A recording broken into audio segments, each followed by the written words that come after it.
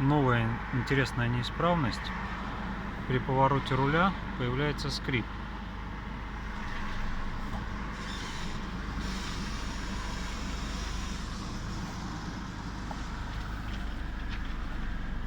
Пока еще непонятно, в чем проблема. Честно говоря, не разбирался.